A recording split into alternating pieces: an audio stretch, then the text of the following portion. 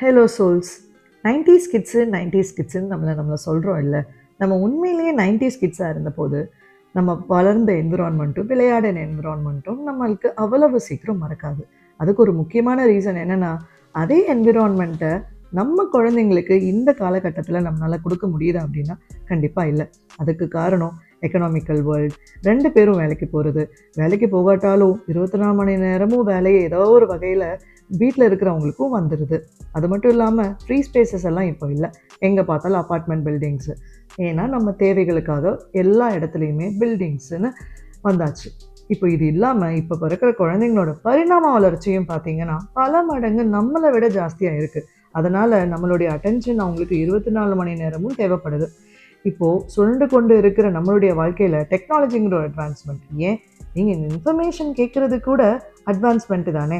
அப்படிப்பட்ட டெக்னாலஜியை வச்சு தான் நம்ம டைமை நம்ம ரீப்ளேஸ் பண்ணுறோம். ஆனால் அந்த டெக்னாலஜி ஜாஸ்தியான யூசேஜுக்கு போகும்போது எப்படி குழந்தைங்களுடைய முழுமைத்தனத்தை அந்த குழந்தைங்களே உணர முடியாத மாதிரியான ஒரு வாழ்க்கையை நம்ம அந்த குழந்தைங்களுக்கு கொடுக்குறோங்கிறத இந்த புக் த ஆங்ஷியஸ் ஜென்ரேஷன் அதில் சொல்லியிருக்காங்க. இதோட ஆத்தர் ஜோனத்தன் ஹெய்ட். ஸோ நீங்கள் ஒரு பேரண்ட்டாக இருந்தாலோ இல்லை ஒரு முக்கியமாக ஒரு அடலசன்ட்டோட பேரண்ட்டாக இருந்தாலோ கண்டிப்பாக இந்த புக்கை நீங்கள் கேட்டு தான் ஆகணும், படித்து தான் ஆகணும். வாங்க இப்போ புக்குக்குள்ளே போங்க. தி ஆங்ஷியஸ் ஜென்ரேஷன். இதோட பெயர் காரணம் என்னன்னு பார்த்தீங்கன்னா, இந்த தலைமுறை குழந்தைகள் துரு படப்படன்னு மட்டும் இல்லை, சீக்கிரமாகவே படப்படத்தும் போயிடுறாங்க, வெடத்தும் போயிடுறாங்க. ஆத்தர் இப்போது ஏர்த்தில் இந்த குழந்தைங்க வளர்ந்தாலும் கூட அவங்களுடைய வளர்ச்சிங்கிறது மார்ஸ் அப்படிங்கிற இன்னொரு கிரகத்தில் வாழ்கிறதுக்கு சமம் அப்படிங்கிற மாதிரி பார்க்குறாங்க. அது ஏன்னு சொல்கிறாங்க. நம்ம குழந்தை பருவத்தில் நம்ம எல்லாருமே நிறைய தனி சுதந்திரம் இருந்ததுன்னு ஆத்தர் சொல்கிறாங்க. ஏன்னா அப்பா அம்மா அவங்க வேலையை பார்ப்பாங்க, நம்ம வேலையை ஏதோ ஒரு இடத்துல பார்ப்போம். ஒன்று நம்ம தனியாக விளையாடுவோம், இல்லை ஃப்ரெண்ட்ஸோட விளையாடுவோம், இல்லைன்னா பக்கத்து வீட்டு அக்கா பக்கத்து வீட்டு மாமான்னு போய் அவங்களோட விளையாண்டுட்ருப்போம். இப்படி இருந்த குழந்தை பருவம் எப்படி ரீப்ளேஸ் ஆயிருக்கு அப்படின்னா, முழுக்க இண்டோர்லேயே எல்லா டாய்ஸும் எல்லா போர்ட் கேம்ஸும் கிடைக்க ஆரம்பிச்சிருச்சு. அதை நம்ம குழந்தைங்களுக்கு கொடுத்துட்றோம். அது மட்டும் இல்லாமல் ஃபோனில் டைம் காட்டுறோம். நிறையா தடவை வர்ச்சுவலி ஒரு லைஃப்பை தான் குழந்தைக்கு நம்மளால் கொடுக்க முடியுது. இப்படிப்பட்ட ஒரு டிராஸ்டிக் சேஞ்சை தாங்கிக்கக்கூடிய சக்தி மனித மூளைக்கு இருக்குது அப்படின்னா இல்லைங்கிறாங்க. ஏன்னா மனித மூளை அப்படிங்கிறது இந்த பூமியினுடைய எக்ஸ்பீரியன்ஸஸ்க்காக பில்ட் பண்ண ஒரு விஷயம். பூமியினுடைய எக்ஸ்பீரியன்ஸஸ்னால் என்ன? மண் சார்ந்தது, இந்த புல் சார்ந்தது, இந்த இயற்கை சார்ந்தது. ஆனால் அது இல்லாமல் ஒரு வாழ்க்கையை தான் நம்ம இப்போ வாழ்கிறோம். ஃபார் எக்ஸாம்பிள் எடுத்துக்கிட்டிங்கன்னா, நம்ம இப்போ என்னதான் வாழ்க்கை முறைகள் மாறி நம்ம உபரிச்சாவே ஆயிருந்தாலும் கூட குலதெய்வம் வழிபாடு அப்படிங்கிறது நம்ம இப்போ வரையிலும் செஞ்சுட்டு தான் இருக்கோம். ஏன்னா அது நம்மளுடைய ட்ரெடிஷன், நம்மளுடைய ரூட்ஸோட ஒட்டுனது. அதே போல தான் இந்த உலகத்தில் எல்லாமே, நம்மளுடைய மூளையானாலும் சரி, நம்மளுடைய உடலானாலும் சரி, நம்மளுடைய லாங்குவேஜ் ஆனாலும் சரி, எல்லாமே அந்த ரூட்டோட கனெக்டாக இருக்குது. அந்த ரூட்டை விட்டு நம்ம தனி வாழ்க்கை ஒன்று வாழ்ந்து அது நம்ம சிஸ்டமையே அஃபெக்ட் பண்ணுற மாதிரி ஒரு சூழ்நிலை உருவாகும் போது தான் நம்ம டயாபெட்டிஸ், ஒபிசிட்டி இந்த மாதிரி பல நோய்களை சம்பாரிச்சு வச்சுருக்கோம். மனித மூளையும் அதுக்கு விதிவிலக்கு அல்ல அப்படிங்கிறது தான் ஆத்தர் இங்கே கன்வே பண்ண வராங்க. ஸோ இப்படிப்பட்ட ஒரு வாழ்க்கையை தான் மார்ஷியன் பிளானட்டோட கம்பேர் பண்ணுறேங்க. ஏன்னா மார்ஸில் இன்னும் மூச்சு காற்று நம்மளால் ஃப்ரீயாக விட முடியாது. நம்ம அந்த ஸ்பேஸ் சூட் போட்டால் மட்டும்தான் இது பண்ண முடியும். அப்படிப்பட்ட ஒரு சஃபகேட்டிங்கான ஒரு க்ரோத்தை தான் இந்த காலத்து சில்ட்ரன் எக்ஸ்பீரியன்ஸ் பண்ணிகிட்டு இருக்காங்கங்கிறத ஆத்தர் கன்வே பண்ணுறாரு. இந்த புக்கில் 4 பாட்டு இருக்குது. ஒவ்வொரு பாட்லேயும் என்னென்ன கொடுத்துருக்காங்கன்னு நம்ம தனித்தனியாக பார்ப்போம்.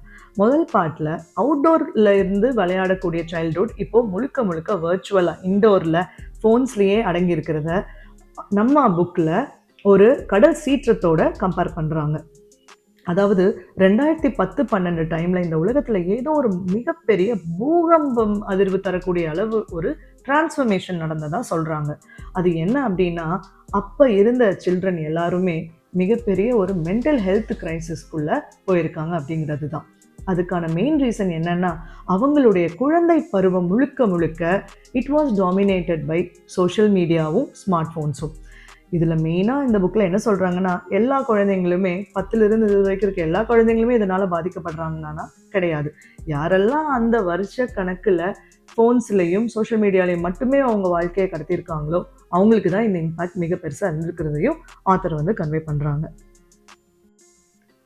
ஏன் ஸ்மார்ட் ஃபோன் யூஸ் பண்ணுறது, சோஷியல் மீடியா யூஸ் பண்ணுறது இவ்வளோ பெரிய இஷ்யூ நம்மளுக்கு வந்து கொடுக்கணும்? நம்ம என்ன அவ்வளோ வீக்கா அப்படின்னு தான் மனுஷங்களுக்கு முதல்ல ஒரு கேள்வியே எழும். ஆனால் வீக்கு கிடையாது, நம்ம சிஸ்டமே அப்படிதாங்கிறத இந்த சாப்டரில் ஆத்தர் வந்து சொல்கிறாங்க. அதாவது குழந்தை பருவத்தில் குழந்தைங்களுக்கு என்ன தேவை அப்படிங்கிறது தான் இப்போ எக்ஸ்பிளைன் பண்ணுறாங்க. குழந்தைகள் வந்து எதுக்காக உருவாக்கப்பட்டவங்க, எப்படி வடிவமைக்கப்பட்டவங்க, குழந்தைங்கன்ட்டு இல்லை, மனிதர்களே எதுக்காக வடிவமைக்கப்பட்டவங்கன்னா சோஷியல் இன்ட்ராக்ஷன். அரிஸ்டாட்டில் சொல்லியிருக்காரு, humans are nothing but social animals அப்படின்ட்டு. அதாவது இன்னொருத்தருடைய இது இல்லாமல் நம்மளுடைய தனிமையான வாழ்க்கையை வாழ முடியாதுங்கிறது. அது நம்மளால் வாழ முடியாதுங்கிறத தாண்டி நம்மளுடைய இன்டர்னல் சிஸ்டம் இருக்கு இல்லையா, உடலும் மனசும் மூளையும், இது எதுக்குமே ஒத்து போகாத ஒரு வாழ்க்கையை தான் அது வந்து தருமா. அப்போது அதை கொடுக்கக்கூடிய கேஜெட்ஸை தான் நம்ம வந்து இப்போ இருக்க குழந்தைங்களுக்கு கொடுத்துட்டு இருக்கோம். ரிசல்ட்ஸும் ஸ்டடீஸும் எக்ஸ்பெரிமெண்ட்ஸும் காலங்காலமாக என்ன ப்ரூவ் பண்ணியிருக்கு அப்படின்னா, எந்த குழந்தைங்கள்லாம் இன்னொரு குழந்தையோடு சேர்ந்து விளையாடுதோ, எந்த குழந்தைங்கள்லாம் நிஜ உலகத்தோடு ஒட்டி விளையாடுதோ, எந்த குழந்தைங்களுக்கு ரியல் எக்ஸ்ப்ளோரேஷனுக்கான ஆப்பர்ச்சுனிட்டி கிடைச்சி வளருதோ, அந்த குழந்தைங்களுக்கு எல்லாத்துக்குமே ரிஸ்க் எடுக்கிற மனசும் ஜாஸ்தியாக வருது. பிரச்சனைகள் தோல்விகள் வந்தாலும் அதை கடந்து போடக்கூடிய திடமான மனசும் வந்துடுது. அவங்களுடைய சைக்காலஜியே என்டையர்லி டிஃப்ரெண்ட்டாக இருக்குன்னு சொல்லி மூளை சார்ந்த சைக்காலஜி, குழந்தைகளுடைய மூளை சார்ந்த சைக்காலஜியை டெவலப்மெண்டல் சைக்காலஜின்னு வந்து சொல்லுவாங்க. அந்த ஸ்டடீஸ்லையும் காட்டியிருக்காங்களாம். இப்போது ஸ்மார்ட் ஃபோன்ஸுக்குள்ளேயும் ஸ்க்ரீன்ஸுக்குள்ளேயும் மட்டுமே நம்ம அடைஞ்சு போய் வாழ்கிற குழந்தைங்களுக்கு அவங்களுக்கு நிஜ உலகம் என்னன்னு தெரியறதில்ல. அப்போ நிஜ உலகத்தோடு அவங்க ஒட்டி வாழும்போது என்ன ஆகுதுன்னா, வர சின்ன சின்ன பிரச்சனைகளும் ஹேண்டில் பண்ண தெரியறதில்ல. மனுஷங்களோட ஒத்து போகாத தன்மையும் உருவாகுது. இதனால் அவங்களும் வீக் ஆகிடுறாங்க. அவங்களுடைய வாழ்க்கையில் எந்த சூழ்நிலை வந்தாலும் அவங்களால ஸ்ட்ராங்காகவும் எதிர்த்து போராட முடியல.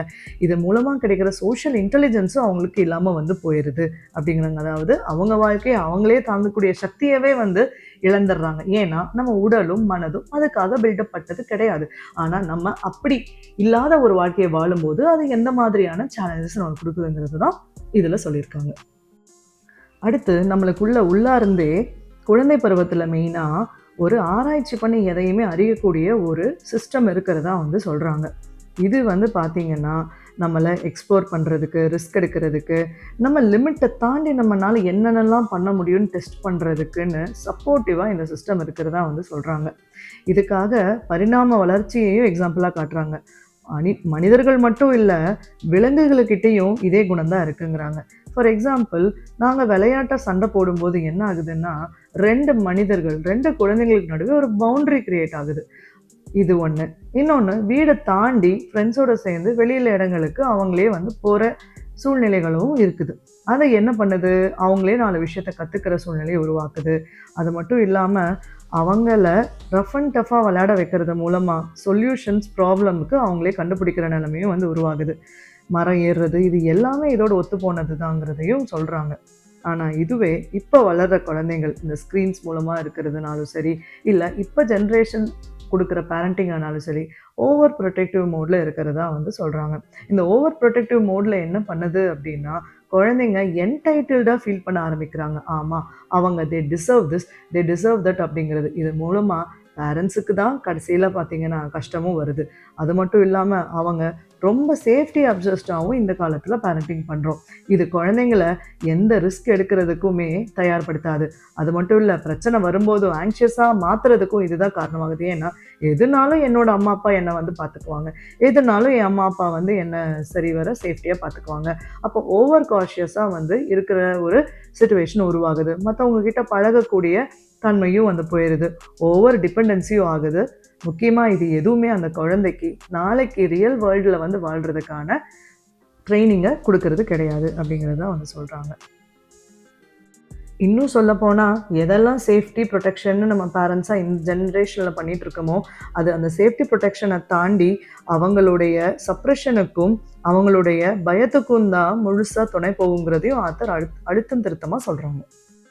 அடுத்த மிகப்பெரிய ஒரு டிரான்ஸ்ஃபர்மேஷன், அதாவது சேஞ்சாக பார்க்குற ஒரு விஷயம் என்னென்னா, நம்ம குழந்தை பருவத்திலேருந்து டீனேஜர் ஆகுறது.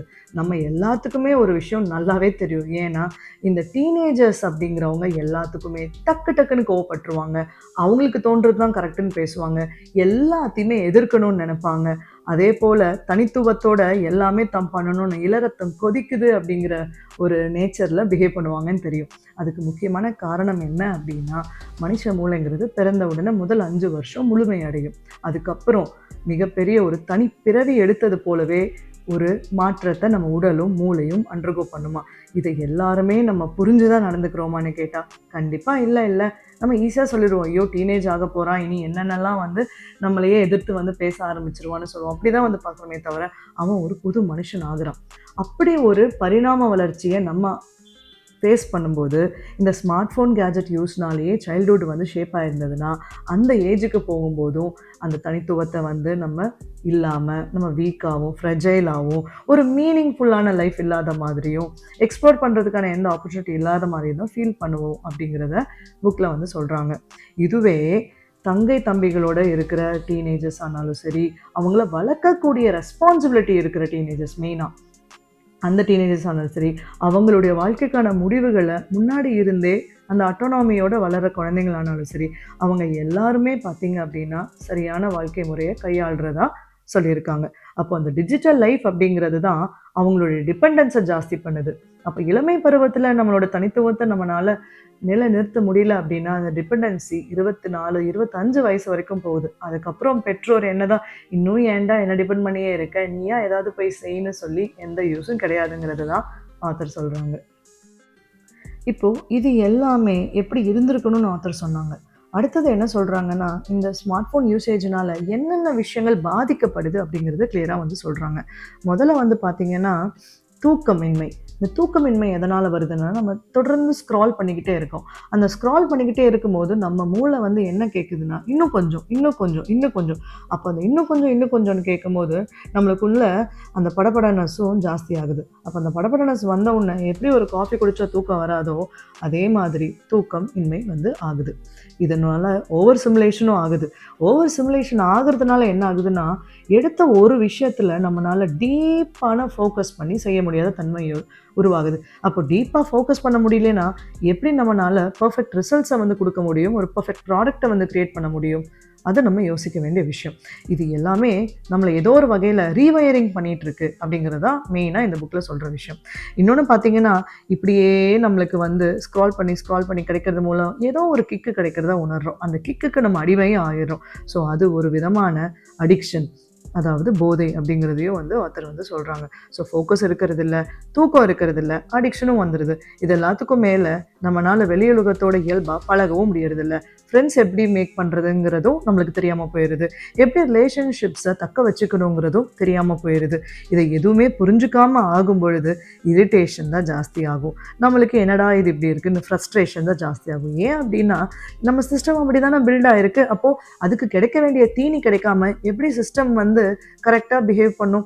அப்போது இது எதுவுமே நம்ம குழந்தைங்களுக்கு சரிவர பார்த்துக்காம அப்புறம் அவன் டீனேஜர் ஆனதுக்கப்புறம் கோவப்படுறான், கத்துறான், சண்டை போடுறான், தனிமையில் இருக்கான், ஏதோ கெட்ட பழக்கங்களுக்கு அடிமையாகிறான்னு சொல்கிறதுல எந்த பயனும் இல்லை அப்படிங்கிறது தான் ஆத்தர் சொல்கிறாங்க. இந்த எல்லா எஃபெக்ட்டுமே பாய்ஸை விட கேர்ள்ஸுக்கு இன்னுமே ஜாஸ்தின்னு ஆத்தர் சொல்கிறாங்க. ஏன்னா கேர்ள்ஸ் எமோஷனல் சென்சிட்டிவிட்டி, அவங்க அப்பியரன்ஸ், அவங்களுடைய கம்பேரிசன், அதுக்கப்புறம் ரிலேஷன்ஷிப் டைனமிக்ஸ், இது எல்லாமே கேர்ள்ஸுக்கு ஒரு படி மேலே தான். இது அடலசன்ஸ் ஏஜுக்குள்ளே போகும்போது இன்னுமே சென்சிட்டிவான ஒரு பீரியடாக மாறுதுங்கிறாங்க. அதுவும் சோஷியல் மீடியாலாம் கிடச்சிருச்சுன்னா அங்கே ஒரு வேலிடேஷன் கேட்குறது, நான் உடுத்திருக்க ட்ரெஸ் கரெக்டாக இருக்கா, நல்லா இருக்கான்னு பார்க்குறது, மற்றவங்களோட கம்பேர் பண்ணி நான் அழகாக இருக்கேன்னா அவனுக்கு என்ன பிடிக்குதா, இவனுக்கு என்ன பிடிக்குதாங்கிற கம்பேரிசன்ஸ் போகிறது. அது மட்டும் இல்லாமல் ஜட்ஜ்மெண்ட் பண்ணுறது, நம்மளை எப்போவுமே ஏதோ ஒரு வகையில் இன்னும் சென்சிட்டிவாக இருந்தோம்னா நம்மளை நாமளே எக்ஸ்க்ளூட் ஆன மாதிரி ஃபீல் பண்ணிக்கிறது, இது எல்லாமே கேர்ள்ஸுக்கு ஜாஸ்தி அமையுது. அது மட்டும் இல்லாமல் கேர்ள் ஃப்ரெண்ட்ஷிப்ஸுக்குள்ளே ஒரு எமோஷ்னலி ரொம்ப க்ளோஸாக பிணைக்கப்பட்டிருப்பாங்க. ஆனால் அதே கட்டத்தில் அது ஒரு ரெப்புடேஷன் பேஸ் பண்ணி தான் ஃபார்ம் ஆகும்.